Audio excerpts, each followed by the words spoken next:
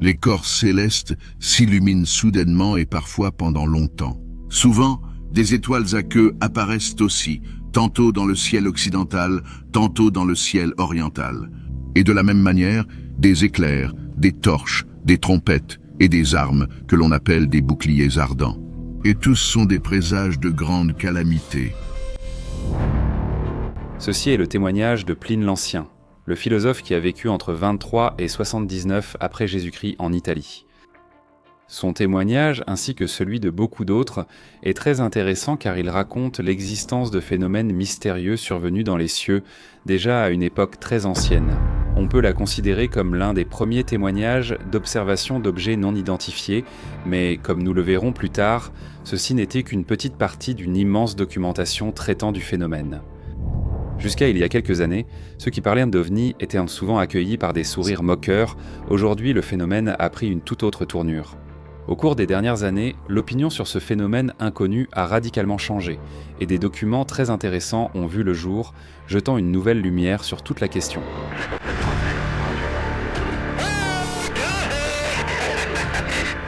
Mais que se passe-t-il dans le monde de l'ufologie ? Aujourd'hui, nous ferons le point sur le phénomène des objets non identifiés et nous verrons comment ce sujet, souvent tourné en dérision, est devenu un thème brûlant qui ouvre la voie à des scénarios totalement inédits. Bien maintenant, avant de commencer ce voyage, comme nous le faisons toujours, et si vous ne l'avez pas encore fait, nous vous invitons à vous abonner à la chaîne pour soutenir notre travail. À Spoleto, une sphère de feu doré est descendue au sol et en grossissant, elle a semblé se déplacer. S'étant élevé du sol, le globe se dirigea vers l'est, couvrant le soleil par sa taille. Le phénomène OVNI est un sujet très complexe, souvent victime, à tort, de préjugés et de railleries faciles, mais en réalité de nombreux chercheurs lui ont consacré leur attention au fil des années. Imaginez par exemple que l'étude des anciens témoignages d'objets non identifiés est devenue une véritable discipline appelée clipéologie. Le nom dérive de Clipéus, le bouclier rond utilisé par les milices de l'Empire romain. Clipéus ardens, bouclier ardent. C'était aussi le terme utilisé par les anciens témoins de l'époque classique pour décrire les phénomènes insolites auxquels ils assistaient, et ceux-ci étaient loin d'être rares. Comme vous l'avez vu, nous avons commencé la vidéo avec Pline l'Ancien. Mais ce n'est pas le seul témoignage de l'époque classique. Des récits similaires nous viennent de Diodore de Sicile, Tite-Live, Échille et Plutarque. Ces récits évoquent des disques menaçants volant dans le ciel, terrorisant la population stupéfaite qui les observe. Mais la description de phénomènes similaires se poursuit au fil des ans et continue tout au long du Moyen-Âge.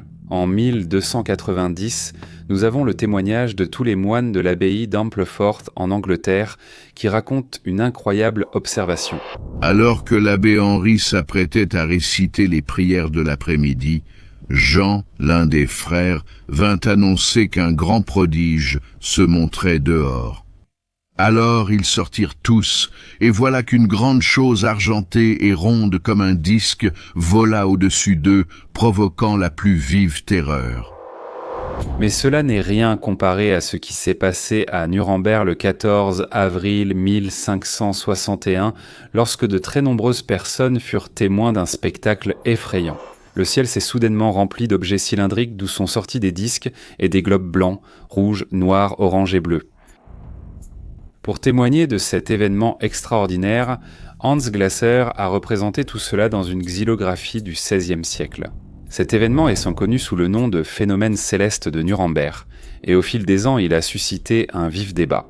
Selon les détracteurs, il s'agirait d'un phénomène naturel, en particulier du parélie, un phénomène atmosphérique dû à la réfraction des rayons du soleil par de petits cristaux de glace. Mais cette explication contredit néanmoins tout ce que les témoins disent avoir vu. Le ciel semblait se remplir d'objets cylindriques d'où sont sortis des disques et des globes blancs, rouges, noirs, oranges et bleus. Des croix et des tubes semblables à des barils de canon sont également apparus, après quoi les objets ont rapidement commencé à se combattre les uns les autres. Après environ 1 heure de bataille, certains de ces objets semblaient prendre feu et tomber sur la terre où ils se transformaient en vapeur. Mais nous n'avons pas seulement des témoignages écrits. Il existe aussi de très nombreuses représentations réalisées au fil des années, comme par exemple la peinture du XVe siècle réalisée par un artiste inconnu et connu sous le nom de la Madone de San Giovannino. Dans le tableau conservé au Palazzo Vecchio à Florence, on voit derrière les épaules de Marie un disque avec des lumières rayonnantes qui traversent le ciel, tandis qu'il est observé par un homme et son chien. Cette image est quant à elle tirée d'un manuscrit du XIIIe siècle, Annales Loricense, et fait référence à un objet volant aperçu en l'an 7, 176 lors du siège du château de Sigisbourg en France. En ces jours-là, les Saxons encerclaient et assiégeant les troupes françaises, mais alors que les armées étaient engagées dans les combats, soudainement un groupe de boucliers flamboyants apparut au-dessus du toit d'une église près du champ de bataille. Pour les Saxons, cela donna l'impression que les Français tentaient d'être protégés par ces objets mystérieux et effrayants, et ils prirent alors la fuite en se retirant.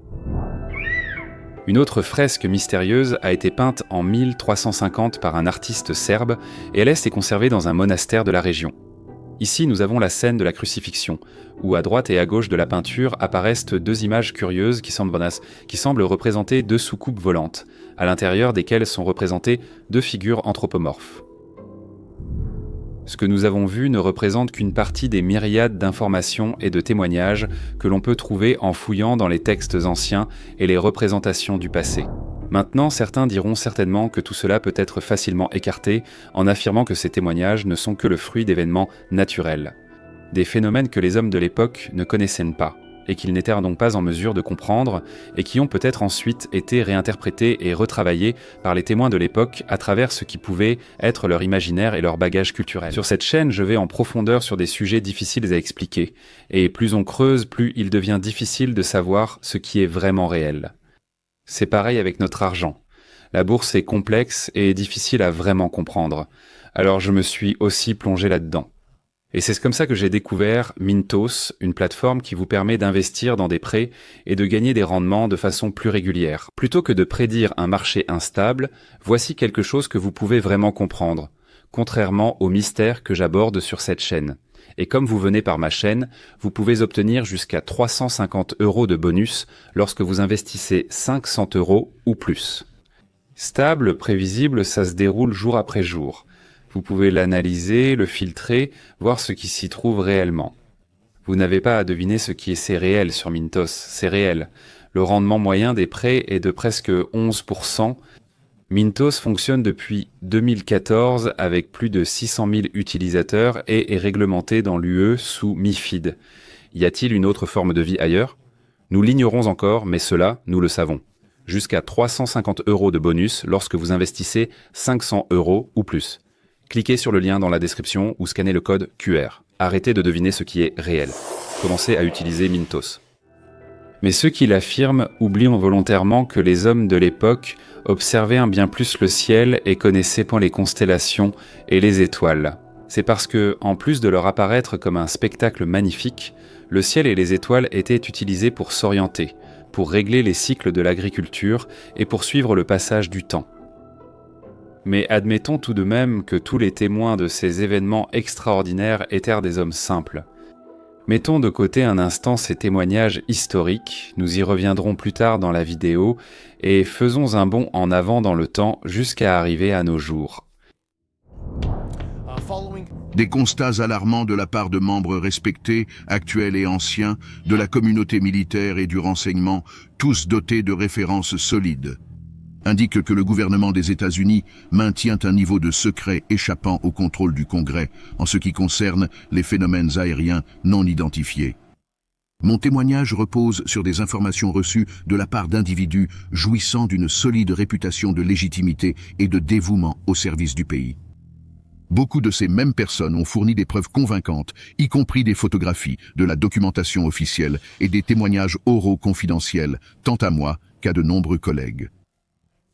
Au cours de l'exercice de mes fonctions officielles, j'ai pris connaissance d'un programme de récupération et de rétro-ingénierie sur des objets non identifiés, actif depuis des décennies, auquel on m'a refusé l'accès à des détails supplémentaires lorsque j'en ai fait la demande. Voici les déclarations de David Grush, ancien fonctionnaire du renseignement américain, qu'il a faites en juillet 2023 devant le Congrès américain. Grush a non seulement affirmé que le gouvernement des États-Unis est au courant de la véritable nature des objets non identifiés, mais qu'il utilise ce qui semble être une technologie supérieure pour faire de la rétro-ingénierie, c'est-à-dire étudier ces objets afin de les recréer et d'obtenir un avantage technologique. En plus de cela, le responsable du renseignement a également affirmé que le gouvernement des États-Unis serait aussi en possession de restes biologiques. Des restes récupérés lors de certains incidents impliquant des objets non identifiés et que ceux-ci ont certainement une origine non humaine. Évidemment, ces déclarations ont fait le tour du monde et ont suscité diverses réactions. Le plus intéressant n'est pas les démentis ou tentatives de minimisation des suspects habituels. Le vrai point de la question est de savoir comment on est passé de la négation et de la dérision du phénomène OVNI à une audition devant le Congrès des États-Unis. Et surtout, pourquoi en parle-t-on seulement maintenant ?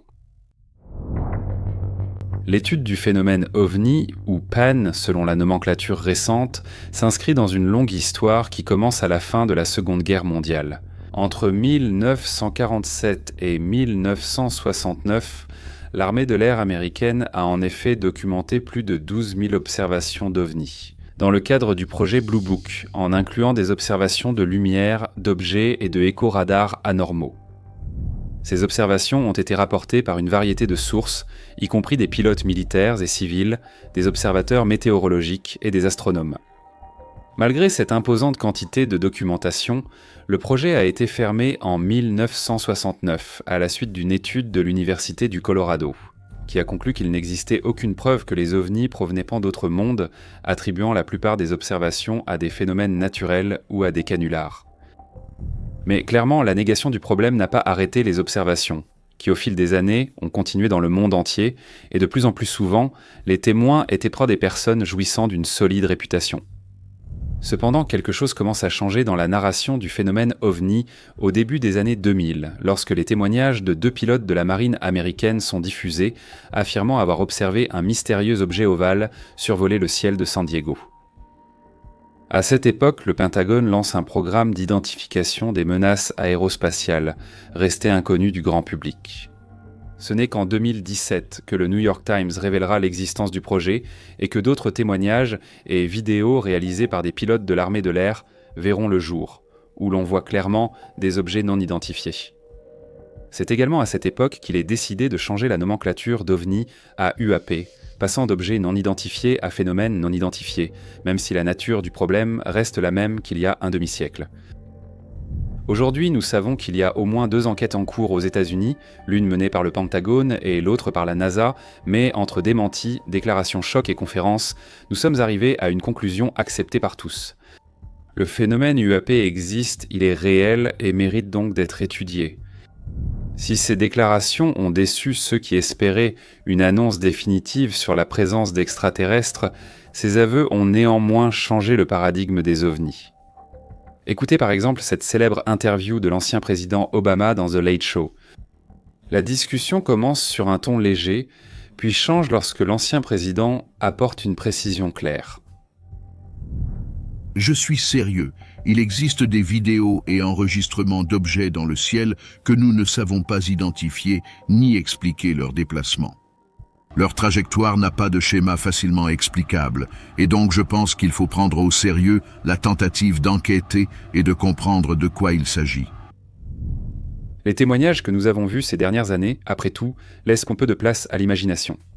On a filmé assez clairement des objets non identifiés effectuer des mouvements et des manœuvres qui ont peu à voir avec des phénomènes naturels, mais qui font plutôt penser à des manœuvres précises, guidées par une sorte d'intelligence. Comme par exemple les images initialement diffusées par le documentariste Jeremy Corbell et ensuite confirmées par le Pentagone, où l'on voit clairement un objet non identifié voler au-dessus de l'océan, s'arrêter puis finalement plonger dans l'eau. Eh bien, si après tant d'années, on en est arrivé à affirmer que le phénomène des objets volants non identifiés est réel, on ne peut que se demander ce qu'ils sont. La théorie la plus répandue est qu'il s'agit d'une technologie avancée, mais d'origine humaine, en particulier militaire. Or, si cette hypothèse pouvait peut-être avoir un fondement dans l'immédiat après-guerre et pendant la guerre froide, après 50 ans, cette thèse ne tient clairement plus. Si nous avions conçu de tels engins il y a un demi-siècle, pourquoi n'en voyons-nous aucune trace aujourd'hui ? Nous vivons aussi des années de guerre, d'intimidation et de démonstration de force entre nations. Ne serait-ce pas le moment idéal pour sortir cette prétendue technologie et dire « Voilà messieurs, nous avons ces armes, alors soit vous faites comme nous le disons, soit il y aura des problèmes ».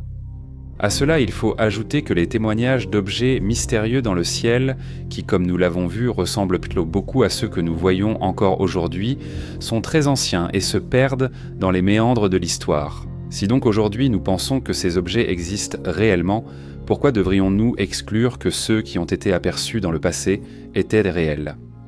De plus, si nous analysons les textes anciens présents dans presque toutes les cultures du monde, il est assez clair qu'ils parlent de rencontres avec des entités mystérieuses, dotées de connaissances et de capacités extraordinaires.